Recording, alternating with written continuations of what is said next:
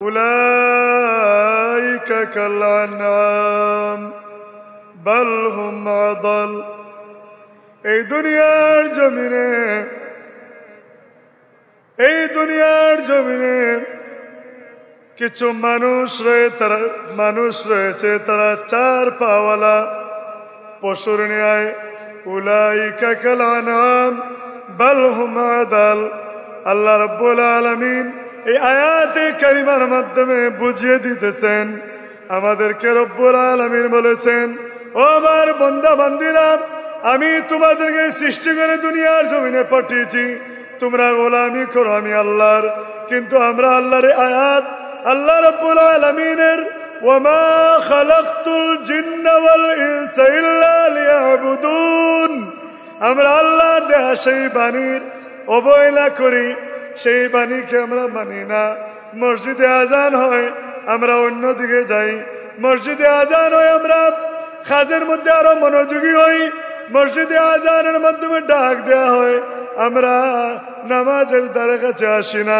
এই জন্য রব্বুল আলামিন বলেন, তাদের কানে আমি আল্লাহর আয়াত পৌঁছানোর পর, আমি আল্লাহর ডাক পৌঁছানোর পরও তারা যদি আসে না, তারা যদি কথা শোনে না, বন্দেগী করে না, উলাইকা কাল আনআম বাল হুম আদাল, তারা চার পাওয়ালা পশুর ন্যায়। নাউজুবিল্লাহ।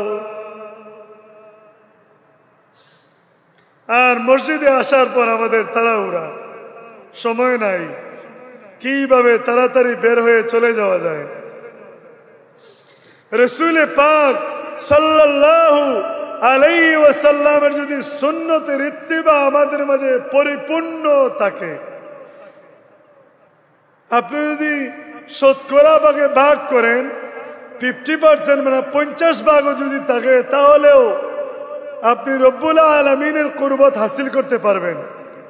আর যদি 50 ভাগও না থাকে, তাহলে আল্লাহ রব্বুল আলামিনের কুরবত মহব্বত হাসিল করা সম্ভব নয়।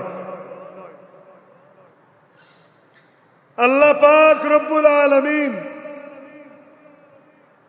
কোরআনে কারিমে ফরমান, ইয়া আইয়ুহান নাসু কাদ জাআতকুম মাউইযাতুম মির রাব্বিকুম ওয়া শিফাউন লিমা ফিস সুদূর ওয়া হুদান ওয়া রাহমাতুল লিল মুমিনিন। قل بفضل الله وبرحمته فبذلك فليفرحوا وخير مما يجمعون। আল্লাহ রাব্বুল আলামিন ফরমান, হে দুনিয়ার মানুষেরা, আমি আল্লাহ পাক রব্বুল আলামিন তোমাদের কাছে আমি আল্লাহর পক্ষ থেকে উপদেশ বাণী, অন্তরের বেদির নিরাময় ঔষধ, তোমাদের জন্য হেদায়ত, মুসলমানদের জন্য হেদায়ত রহমত আগমন করেছে। আর ও আমার হাবিব মুহাম্মদুর রাসূলুল্লাহ সাল্লাল্লাহু আলাইহি ওয়াসাল্লাম, আপনি আমার গোলামদেরকে জানিয়ে দেন, এটি হচ্ছে আমি আল্লাহর অনুগ্রহ বা দয়া। এতে তারা যেন আনন্দিত হয়, যা তারা অর্জন করেছে তার চাইতে উত্তম। সুবহানাল্লাহ। এই আয়াতে কারিমার মাধ্যমে আল্লাহ বলতেছেন, হে দুনিয়ার মানুষেরা, আমি আল্লাহ তাআলা পক্ষ থেকে তোমাদের জন্য রয়েছে উপদেশ বাণী, তোমাদের অন্তরের ঔষধ, এবং আমি আল্লাহর পক্ষ থেকে আমি আল্লাহর দয়া অনুগ্রহ, যা তোমরা অর্জন করেছো তার চাইতে উত্তম। এই উত্তম জিনিসটা কি? অত্র আয়াতে কারিমার তাফসিরে বিশ্ববিখ্যাত মুফাসসির হাফিজে হাদিস আল্লামা জালালউদ্দিন সুয়ুতি রহমতুল্লাহ আলাইহি, তিনি আব্দুল্লাহ ইবনে আব্বাস রাদিয়াল্লাহু তাআলা আনহু থেকে বর্ণনা করেন যে আল মারারু বিফাদলিল্লাহিল ইলমি ওয়া রাহমাতি মুহাম্মাদিন সাল্লাল্লাহু আলাইহি ওয়াসাল্লাম ক্বালা তাআলা ওয়া মা আরসালনাকা ইল্লা রাহমাতাল লিল আলামিন। হযরতে আব্দুল্লাহ ইবনে আব্বাস রাদিয়াল্লাহু তাআলা আনহু থেকে হযরতে জালালউদ্দিন সুয়ুতী তিনি বর্ণনা করেন যে আল্লাহ তাআলা ফাদলুল্লাহ তার অনুগ্রহ দয়া দ্বারা উদ্দেশ্য হলো ইলম মানে জ্ঞান, আর রহমাতুন দ্বারা উদ্দেশ্য হলো নবী মুহাম্মদুর রাসূলুল্লাহ সাল্লাল্লাহু আলাইহি ওয়াসাল্লাম। এই আল্লাহ তাআলার সকল নিয়ামতের মধ্যে সর্বোত্তম নিয়ামত হচ্ছেন নবী মুহাম্মদুর রাসূলুল্লাহ সাল্লাল্লাহু আলাইহি ওয়াসাল্লাম। আল্লামা শিহাবুদ্দিন মাহমুদ আলুসি রহমতুল্লাহ আলাইহি তিনি একইভাবে বর্ণনা করে তিনি বলেন, এই তাফসিরে সুস্পষ্ট, এই তাফসির থেকে সুস্পষ্ট ভাষায় বোঝা যায় যে তোমরা মহামূল্যবান সম্পদ পেয়েছো, এজন্য তোমরা ঈদ পালন করো মানে খুশি উদযাপন করো। আল্লাহ নবী হচ্ছেন আল্লাহ তাআলার পক্ষ থেকে সবচেয়ে বড় নিয়ামত আমাদের জন্য। রাসূলুল্লাহ সাল্লাল্লাহু আলাইহি ওয়াসাল্লাম যদি এই দরাদমে আগমন না করতেন তাহলে আমরা ঈদ উল ফিতর পেতাম না, ঈদ উল আজহা পেতাম না, শবে কদর পেতাম না, শবে বরাত পেতাম না, পাইতাম না। রাসূল পাক সাল্লাল্লাহু আলাইহি ওয়াসাল্লামের আগমনের কারণে আমরা ওই সমস্ত জিনিস পাইলাম। আর এখন যদি কোনো বায়তুল মুকাররমের মতো জায়গা থেকে যদি বক্তব্য আসে যে ঈদ তো ঈদ উল ফিতর, ঈদ উল আজহা, তাহলে ঈদে মিলাদুন্নবী কই পাইলা, এটা তোমাদের মন গড়া বানানো, তাহলে সেটা কষ্টদায়ক হবে না? এই যে নবীর কারণে আমরা সব পাইলাম, যেই নবীর কারণে আমরা সম্মানিত হলাম। আগেকার নবীগণ রাসূলগণ তারা আকাঙ্ক্ষা করেছেন আল্লাহর দরবারে যে আল্লাহ আমরা যদি নবী না হয়ে আখিরি জামানার নবীর উম্মত হতে পারতাম তাহলে আমরা কতই না সৌভাগ্যবান হতে পারতাম। এটা অনেকে মোবাইলে দেখেছেন। বায়তুল মুকাররমের খতিব মহোদয় তিনি বক্তব্য দিতে গিয়ে স্পষ্ট ভাষায় বলেছেন এটা বেদাত, ঈদে মিলাদুন্নবী বলতে কোনো কিছু নাই। আর তাফসিরে মারিফুল কোরআনের লেখক যিনি, তাফসিরে মারিফুল কোরআনের লেখক যিনি আল্লামা শফি রহমতুল্লাহ আলাইহি, তিনি তার তাফসিরে মারিফুল কোরআনের 611 নম্বর পৃষ্ঠায় তিনি লিখছেন যে মানুষের কর্তব্য হলো আল্লাহ তাআলার অনুগ্রহকে প্রকৃত আনন্দের বিষয় মনে করা, একমাত্র তাতেই আনন্দিত হওয়া, আর সেই আনন্দের বিষয়ের মূল হলেন নবী মুহাম্মদুর রাসূলুল্লাহ সাল্লাল্লাহু আলাইহি ওয়াসাল্লাম।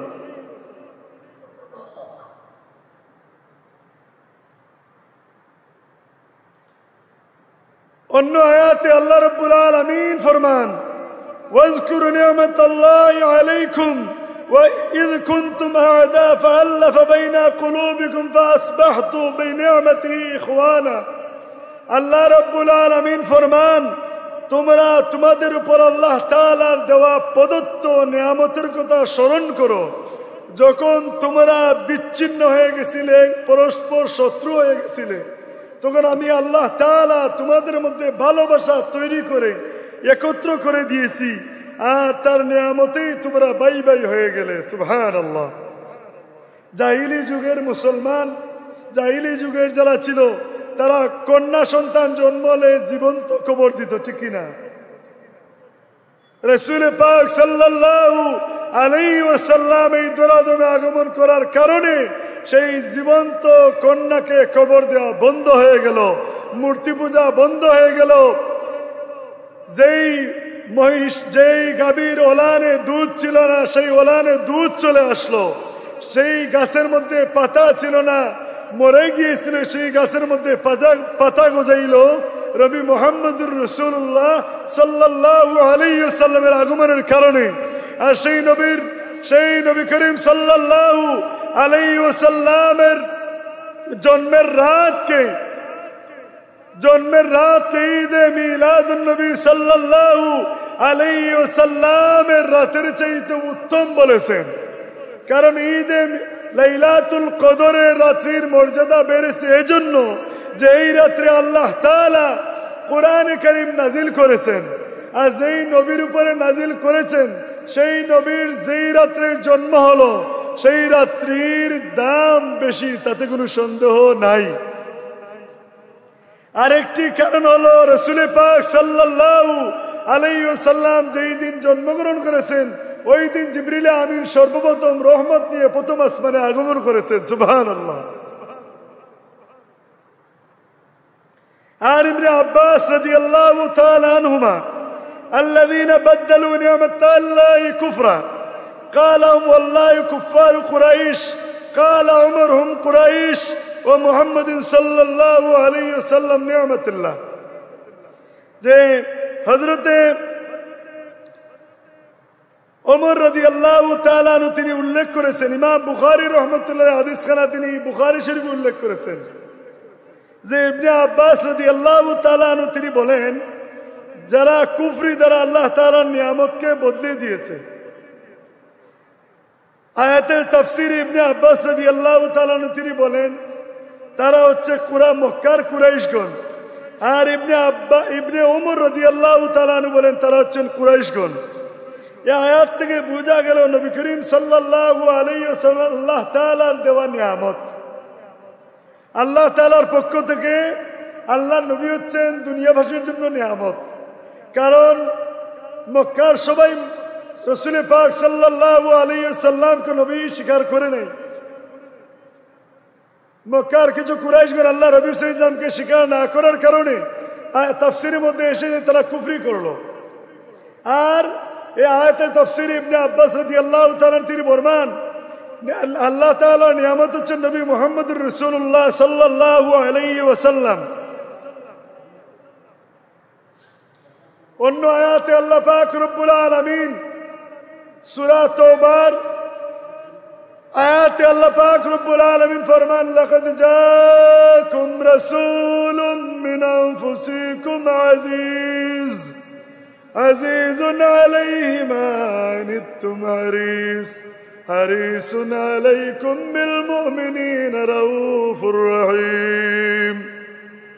আল্লাহ রাব্বুল আলামিন ফরমান নিশ্চয়ই তোমাদের নিকট তোমাদের এমন একজন রাসূল আগমন করেছেন যিনি তোমাদের বিপদাপন্ন হওয়াতে তিনি দুঃখিত হন। আল্লাহ বলতেছেন তোমাদের নিকট এমন একজন নবী আগমন করেছেন যিনি তোমাদের বিপদের সময় তিনি দুঃখিত হন, তোমাদের বিপদ আপদে তিনি দুঃখিত হন এবং তিনি সব সময় তোমাদের মঙ্গল কামনা করেন। তিনি অতিশয় দয়ালু করুণাময়। সুবহানাল্লাহ।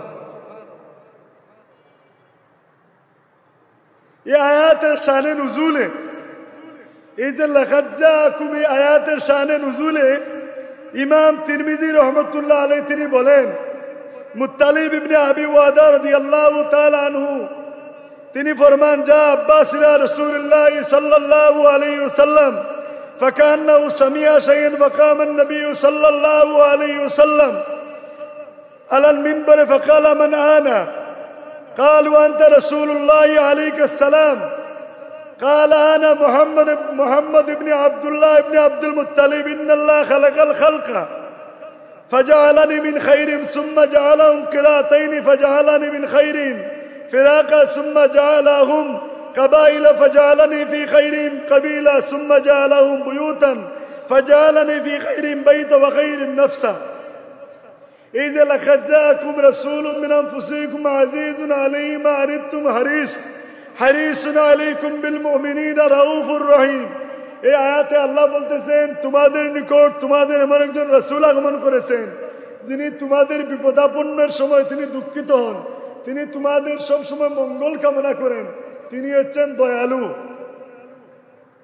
এই আয়াতের শানে নুজুলে হযরতে ইমাম তিরমিজি রহমাতুল্লাহ আলাইহি বলেন আব্দুল্লাহ ইবনে আব্বাস রাদিয়াল্লাহু তাআলা আনহু রাসূল পাক সাল্লাল্লাহু আলাইহি ওয়াসাল্লামের বংশ সম্পর্কে খারাপ মন্তব্য শুনে কটূক্তিমূলক মন্তব্য শুনে তিনি আল্লাহর হাবিব সাল্লাল্লাহু দরবারে হাজির হলেন। কে হাজির হলেন? হযরত আব্দুল্লাহ ইবনে আব্বাস রাদিয়াল্লাহু তাআলা আনহু। তিনি হাজির হয়ে বললেন রাসূল পাক সাল্লাল্লাহু আলাইহি ওয়াসাল্লাম এই কথা শুনে মিম্বরে উঠে দাঁড়িয়ে গেলেন, বললেন এখন তুমি বলো কি? তিনি বললেন আল্লাহর হাবিব সাল্লাল্লাহু আলাইহি ওয়াসাল্লাম জিজ্ঞেস করলেন, মান আনা, আমি কে? সাহাবায়ে কেরামগণ বললেন, কালু আনতা রাসূলুল্লাহ আলাইহিস সালাম, আপনি হচ্ছেন আল্লাহর রাসূল। আল্লাহর হাবিব সাল্লাল্লাহু আলাইহি ওয়াসাল্লাম বললেন, না, আমি হচ্ছি মুহাম্মদ ইবনে আব্দুল্লাহ ইবনে আব্দুল মুত্তালিব। আমাকে আল্লাহ তাআলা সমস্ত মাখলুকাত সৃষ্টি করে তাদেরকে দুই ভাগে ভাগ করলেন, আমাকে সর্বোত্তম ভাগে রাখলেন। আল্লাহর হাবিব বলতেছেন।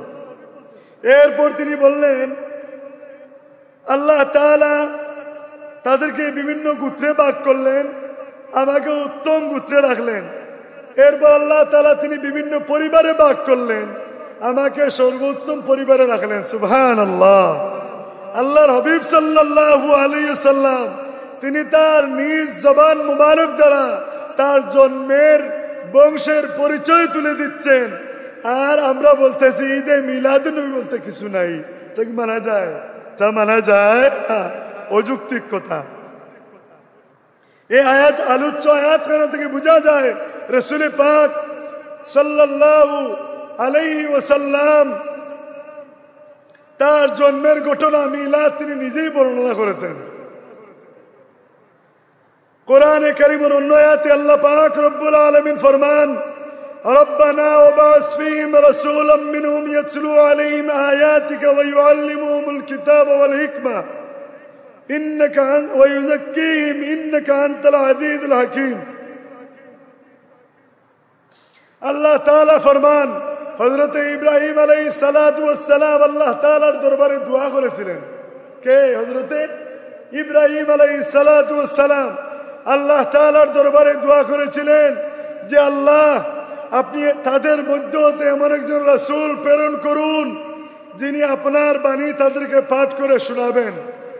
ইব্রাহিম নবী দোয়া করেছেন যে আল্লাহ, তাদের বংশ থেকে এমন একজন রাসূল প্রেরণ করুন যিনি আপনার আয়াতসমূহ পাঠ করে তাদেরকে শোনাবেন এবং তিনি কিতাব এবং হিকমত শিক্ষা দিবেন। আল্লাহ হচ্ছেন মহা পরাক্রমশালী এবং মহাবিজ্ঞানী, মহাজ্ঞানী আল্লাহ। আল্লাহ তাআলা অন্য আয়াতে বলেন, ওয়াজকুরু নি'মাতাল্লাহি আলাইকুম, তোমরা তোমাদের প্রতি আল্লাহ তাআলার দেওয়া প্রদত্ত নিয়ামতের শুকরিয়া আদায় করো। অন্য আয়াতে আল্লাহ বলেন, ওয়া আম্মা বিনিয়ামাতি রাব্বিকা ফাহাদ্দিস, তোমরা তোমার প্রভুর নিয়ামতের গুণকীর্তন করো। এই দুইখানা আয়াত নবী পাক সাল্লাল্লাহু আলাইহি ওয়াসাল্লামের আগমনের কারণে শুকর গুজারির কে নির্দেশ করে উদ্দেশ্য করে নাজিল হয়েছে। সুবহানাল্লাহ। তাহলে রাসূল পাক সাল্লাল্লাহু আলাইহি ওয়াসাল্লামের আগমনের কারণে আমরা খুশি না বেজার? খুশি। সবাই জবান খুলে বলেন, আমরা খুশি না বেজার? খুশি, আলহামদুলিল্লাহ। হাদিসে পাকে নবী করিম সাল্লাল্লাহু আলাইহি ওয়াসাল্লাম সম্পর্কে হযরত ইরবাজ ইবনে সারিয়া রাদিয়াল্লাহু তাআলা আনহু তিনি ফরমান, ইন্না আব্দুল্লাহ লা খাতামুন নবিয়্যিন ওয়া ইন্না আদম আলাইহিস সালাতু ওয়াস সালাম লা মুনজাদিলু ফি তিবনাতিহি ওয়া সানবুলাকুম বিআউয়ালি যালিকা দাওয়া বি ইব্রাহিম ওয়া বিশারাতু ঈসা بي ورؤيا وأمي التي وأنت وكذلك أمة النبي ترين। ইরবাজ ইবনে সারিয়া রাদিয়াল্লাহু তাআলা আনহু তিনি বর্ণনা করেন, আল্লাহর হাবিব সাল্লাল্লাহু ফরমায়েছেন, যখন হযরত আদম আলাইহিস সালাতু ওয়াস সালাম মাটি এবং কাদার মধ্যে ঘোরাঘুরি খাচ্ছিলেন, তখন আমি আল্লাহ তাআলার পক্ষ থেকে তার বান্দা এবং শেষ নবী। সুবহানাল্লাহ। আল্লাহ নবী ফরমান, আমি হচ্ছে ইব্রাহিম আলাইহিস সালাতু ওয়াস সালাম এবং ঈসা আলাইহিস সালাতু ওয়াস সালামের দোয়া এবং সুসংবাদের ফসল। সুবহানাল্লাহ। দরুদ শরীফ পড়ুন সাল্লাল্লাহু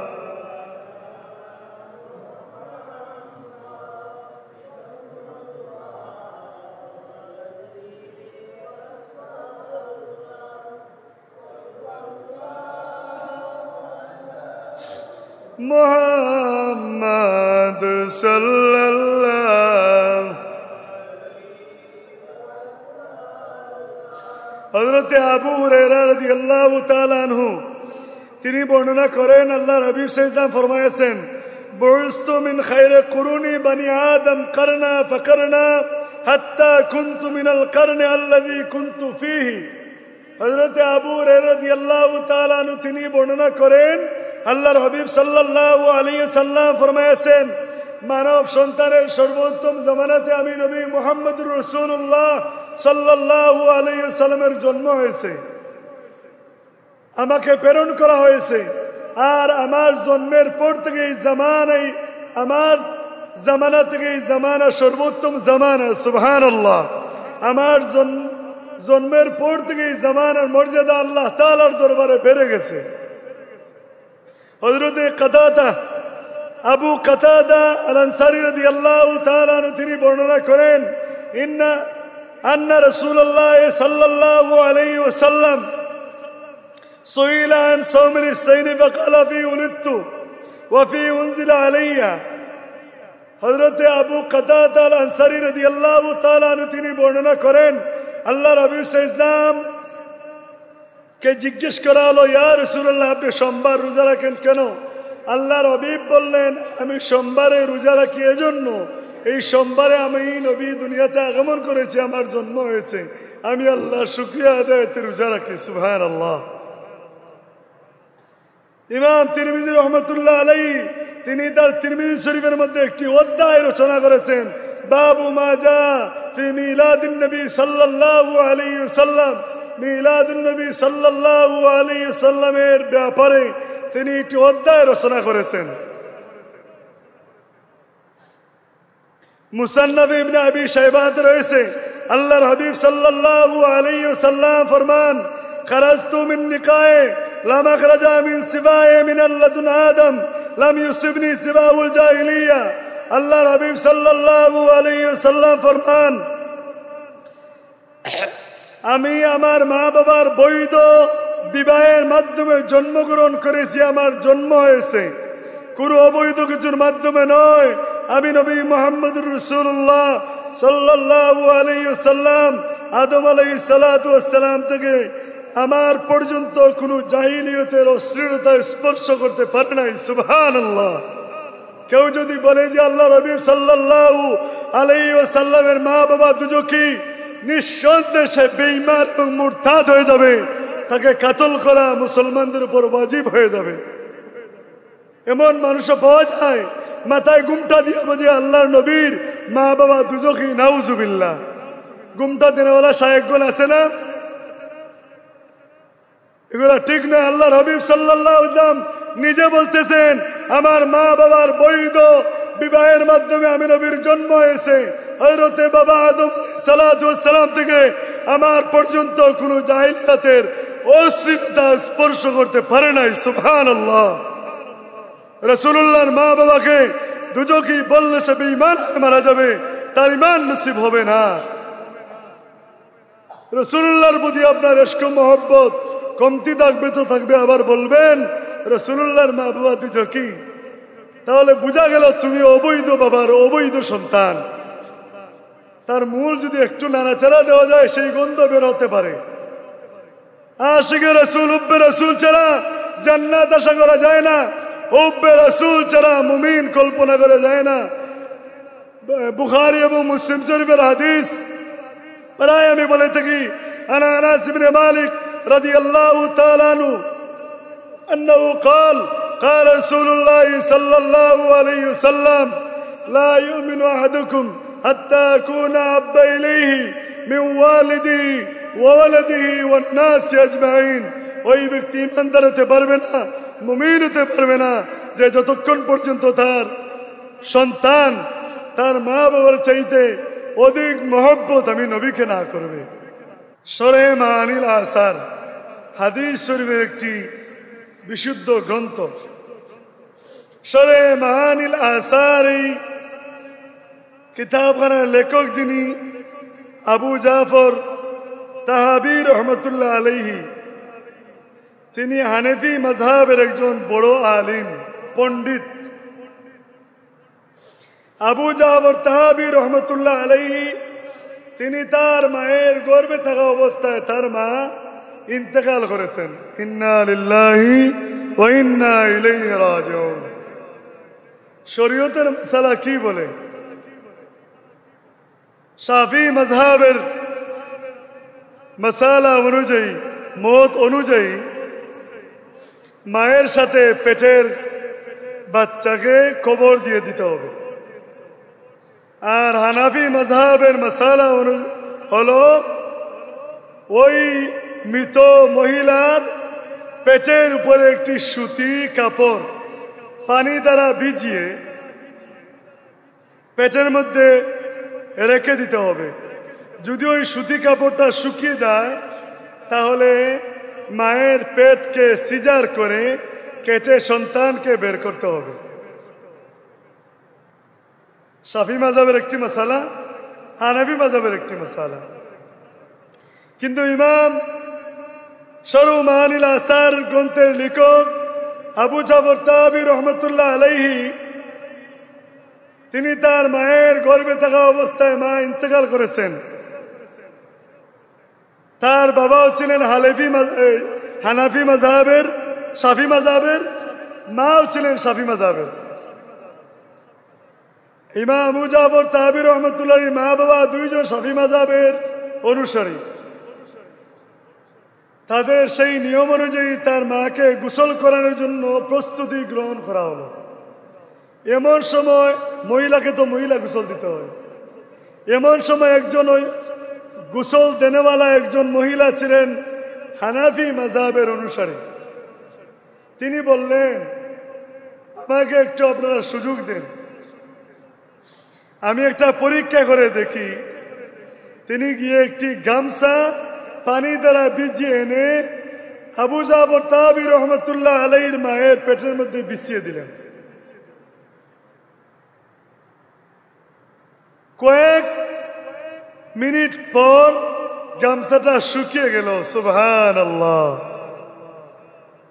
তিনি বললেন, ওই মহিলার পেটকে সিজার করতে হবে, করে তার সন্তানকে বের করতে হবে। ইমাম আবু জাফর তাহাবী রহমতুল্লাহ আলাইহির জন্ম হলো তার মায়ের পেটকে সিজার করে। ওই সময় থেকে সিজার স্টার্ট হলো। সুবহানাল্লাহ। ইমাম আবু জাফর তাহাবী রহমতুল্লাহ আলাইহি তিনি একজন বুজুর্গ আলিম ছিলেন। শুধু বুজুর্গ নয়, তিনি একজন অভিজ্ঞ ওজনওয়ালা আলিম ছিলেন। তিনি তার সেই শরহু মাআনিল আসার কিতাবখানা লিখেছেন, সেখানে হাদিসে পাক সাল্লাল্লাহু আলাইহি ওয়াসাল্লাম দ্বারা ভরপুর।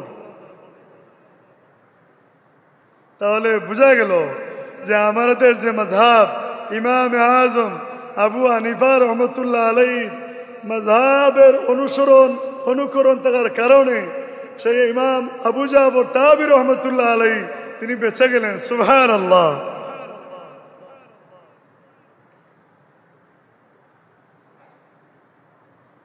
দরুদ সাল্লাল্লাহু আলা মুহাম্মদ সাল্লাল্লাহু আলাইহি সাল্লাল্লাহু আলা মুহাম্মদ সাল্লাল্লাহু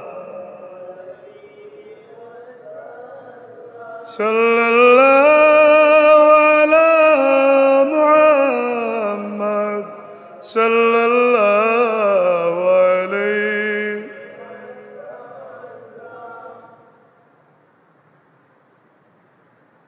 কুতুবউদ্দিন বখতিয়ার কাকি খিলজি রহমতুল্লাহ আলাইহি যখন তিনি ইন্তেকাল করেন তখন তিনি ওসিয়ত করে গিয়েছিলেন। তিনি যখন মারা যান, কুতুবউদ্দিন বখতিয়ার কাকি খিলজি রহমতুল্লাহ আলাইহি তিনি মারা যাওয়ার পর তাকে গোসল দেওয়া হলো। জানাজা পড়ার জন্য মাঠে নিয়ে হাজার হাজার আল্লাহর মকবুল ওলি ছিলেন, তারা জানাজায় উপস্থিত, লোক সমাগম। ইমাম জানাজার তাকবীর দিয়ে দিবেন, তিনি নিয়ত বলে ফেললেন।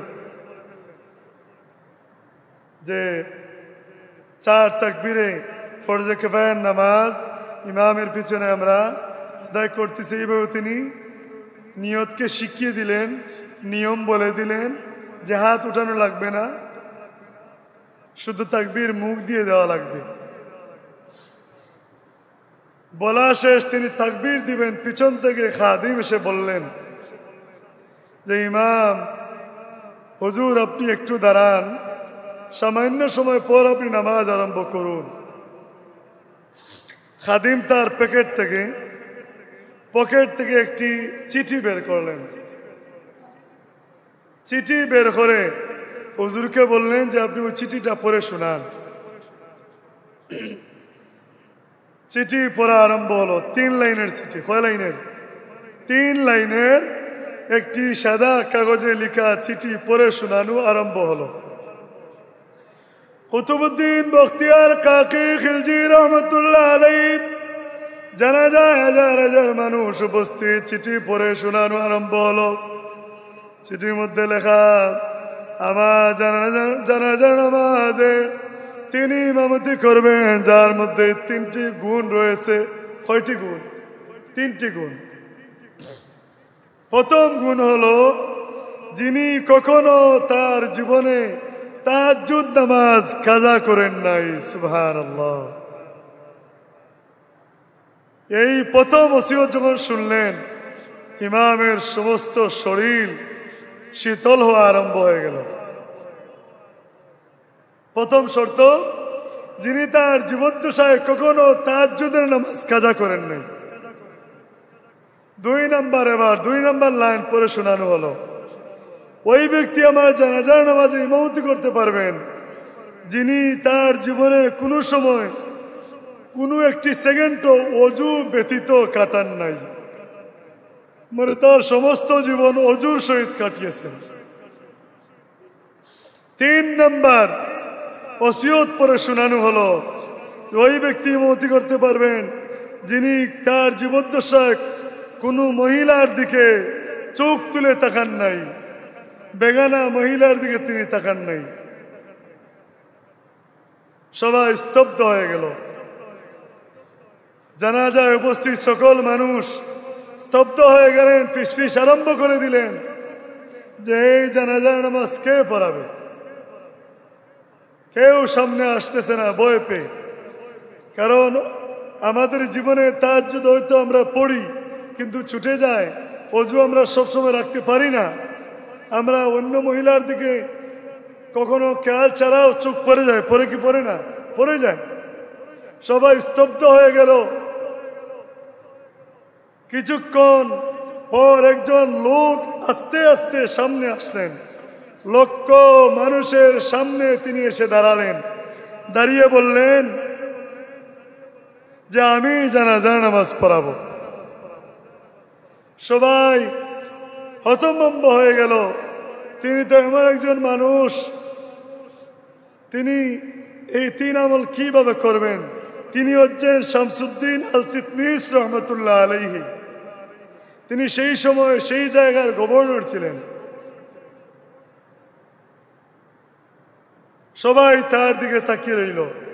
সবাই বলল তাকে প্রশ্ন করা হোক, তার মধ্যে এই 3টি গুণ আছে কিনা। তাকে প্রশ্ন করা হলো। তিনি বললেন, আমি হচ্ছি এই কুতুবউদ্দিন বখতিয়ার কাকি রহমতুল্লাহ আলাইহির মুরিদ। যখন আমি যেই দিন তার হাতে বায়াত গ্রহণ করলাম, মুরিদ হলাম, ওই দিন থেকে আমার কখনো তাহাজ্জুদের নামাজ কাজা হয় নাই। ওই দিন থেকে আমি আর কখনো কোনো পর মহিলার দিকে তাকাই নাই। আমি গভর্নর আছি ঠিক, আমার সামনে সবাই কাগজের মাধ্যমে অভিযোগ পেশ করত, আমি কাগজের লেখার উপর নির্ভর করে রায় দিয়ে দিতাম। আমি কখনো কোনো মহিলার দিকে তাকাই নাই এবং আমি কখনো অজু ব্যতীত আর একটি সেকেন্ডও খাটাই নাই। সুবহানাল্লাহ। একজন ব্যস্ত মানুষ হওয়ার পরেও চাইলে আল্লাহ তাআলার সেই শুকরগুজারি, সেই হুকুম পালন করা সম্ভব। আপনি আপনার জীবনকে পরিবর্তন করে ফেলবেন যদি রুটিন বানিয়ে নেন, যে আমি রুটিন করলাম আমি ফজরের নামাজ সময় মতো পড়ব।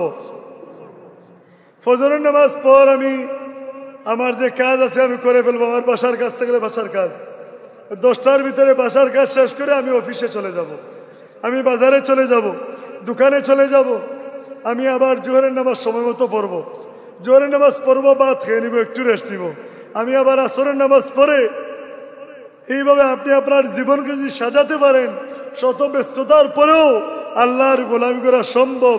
এতে কোনো আপনার আর কোনো কিছু বাধা দিতে পারে না। এই যে কুতুবউদ্দিন বখতিয়ার কাকি খিলজি রহমতুল্লাহ আলাই আল্লাহ তাআলার কুরবত হাসিল করলেন, সেই পাওয়ার আল্লাহর হাসিল করলেন আল্লাহর পক্ষ থেকে। সে আল্লাহ তাআলার দেওয়া নিয়ামত, আল্লাহ তাআলার দেওয়া নিয়ামতের শুকরিয়া আদায়ের মাধ্যমে, তার হুকুম পালন করার মাধ্যমে আল্লাহ তাআলা পর্যন্ত তিনি পৌঁছে গেছেন। আসলুহা সাবিতু ওয়া ফাররুহা ফিস সামা। আল্লাহ বলছেন আমার আরশ, কুরসি, লৌহ কলম আমার বান্দার জন্য তাবেদার হয়ে যাবে। যে বান্দা আমি আল্লাহর গোলামির মধ্যে সে মনোযোগ দিয়ে লেগে গেছে। সবাই চিনেন আমাদের হবিগঞ্জের চুনারুঘাটের মুরার মধ্যে শাহিদ আছেন সিবাসারার সঈদ সিবাসারা নাসিরুদ্দিন রহমতুল্লাহ আলী, শাহজালাল মুজরদিয়া মুনি রহমতুল্লাহ আলীর প্রধান সেনাপতি শাহজালাল রহমতুল্লাহ আলী তিনি বললেন, কার জীবনে কখনো ফজরের নামাজ কাজা হয় নাই সে আজান দাও। তার সঙ্গী সাথী 360 জনের মধ্যে সিবাসালা নাসিরুদ্দিন রহমতুল্লাহ আলী হাত উঁচু করে বললেন যে আমি আমার কখনো কাজা হয় নাই। সঈদ সিবাসালা নাসিরুদ্দিন রহমতুল্লাহ আলী তিনি শাহজালালের হুকুম অনুযায়ী, কথা অনুযায়ী গৌর গোবিন্দের বিল্ডিং পাশে দাঁড়িয়ে আজান ফুকলেন, আজান দিলেন, সাথে সাথে গৌর গোবিন্দের বিল্ডিং দোষে তছনছ হয়ে গেল। আল্লাহু আকবার। সেই সিবাসারা নাসিরুদ্দিন রহমতুল্লাহ আলী ইন্তেকালের পর সিলেটের আম্বরখানা থেকে এয়ারপোর্ট রোডে একটা স্থান রয়েছে চৌকি দেখি, সেই জায়গায় তার জানাজার নামাজ পড়ার জন্য রেডি করা হলো। সবাই পিছে দাঁড়ালেন, খাটিয়ার মধ্যে তার লাশ রাখা হলো। এখন তো ডিজিটাল খাটিয়া বেরিয়েছে, ওই সময় তো চকি ছিল, 4 পাওয়ালা চকি ছিল। চকির উপরে তার লাশ রাখা হলো। সঈদ সিবাসালা নাসিরুদ্দিন রহমতুল্লাহ আলাইহি ইমাম নামাজ আরম্ভ করবেন, মুসল্লিরা বলতেছেন হুজুর লাশ কই? চকি দেখি, চকি দেখি লাশ কই? কার জানাজা আমরা পড়বো? ওই দিন থেকে ওই জায়গার নাম হয়ে গেল চৌকি দেখি। সিবাসালা নাসিরুদ্দিন রহমতুল্লাহ আলাইহির অসংখ্য কারামত রয়েছে। তিনি আল্লাহ তাআলার কুরবত, আল্লাহ তাআলার মোহব্বত, আল্লাহর হাবিবের ইশকের আগুন, ইশকের বাতি তার ভিতরে জ্বালানোর কারণে তার সেই পাওয়ার আল্লাহ তাআলা দিয়েছেন। তার কথা আল্লাহ তাআলা শুনেছেন, তিনি যে কথা বলেছেন সে কথা আল্লাহ কবুল করেছেন। সেই আল্লাহ তাআলার দরবারে আপনার আমার জবানের দাম বাড়াতে হলে, আপনার আমার কথা আল্লাহ তাআলাকে শোনাতে হলে আল্লাহর যে প্রথম যে কাজ 5 ওয়াক্ত নামাজ সময় মতো পড়তে হবে। নাসিরুদ্দিন রহমতুল্লাহ আলাইহির লাশ মুরার মধ্যে তোলা হলো নদী থেকে। তিনি আগে ওসিয়ত করেছিলেন যে আমার লাশ দাফন করবে পূর্ব পশ্চিম দিকে। উলামায়ে কেরামগণ বললেন এটা মেনে নেওয়া যায় না, শরীয়তের বিধান হলো উত্তর দক্ষিণ। তাকে উত্তর দক্ষিণ দিকে কবর দেয়া হলো। 40 কদম জিয়ারতকারীর লোকগণ 40 কদম যেতে না যেতেই তার কবরটি হঠাৎ করে আচমকার আওয়াজ দিয়ে ডাক দিয়ে পূর্ব পশ্চিম দিকে হয়ে গেল। আল্লাহু আকবার বলবেন না? আল্লাহ তাআলার ওলিদের সেই পাওয়ার আল্লাহ তাআলা দিয়েছেন। আর সে আল্লাহ তাআলার ওলি হয়েছেন তারা আল্লাহ তাআলার হুকুম পালন করে, আল্লাহ তাআলার হুকুমকে মেনে আল্লাহর হাবিব সাল্লাল্লাহু আলাইহি ওয়াসাল্লামের মহব্বত তাদের অন্তরে জ্বালিয়ে দিয়েছেন। এজন্য রব্বুল আলামিনের হুকুম যেন আল্লাহ আমাদেরকে পালন করার তৌফিক দান করেন এবং তার হাবিব মুহাম্মদুর রাসূলুল্লাহ সাল্লাল্লাহু আলাইহি ওয়াসাল্লামের ইশক এবং মহব্বত যেন আমাদের ভিতরে জ্বালাতে পারি। আল্লাহ যেন তৌফিক দান করেন। আল্লাহুম্মা আমিন। সাল্লাল্লাহু আলা সাইয়্যিদিনা وعلى آله وأصحابه صلى الله على سيدنا ومولانا محمد وعلى آله وأصحابه اللهم آمين. الحمد لله رب العالمين. الصلاة والسلام عليك يا رحمة للعالمين. ربنا آتنا في الدنيا حسنة وفي الآخرة حسنة وقنا عذاب النار وادخلنا الجنة مع الأبرار يا عزيز يا غفار يا رب العالمين. رب اغفر وارحم وأنت خير الراحمين. رب اغفر وارحم وأنت خير الراحمين. ربنا اغفر لي ولوالدي يا رب ارحمهما كما ربياني صغيرا. توفنا مسلمين والحقنا بالصالحين. آمين.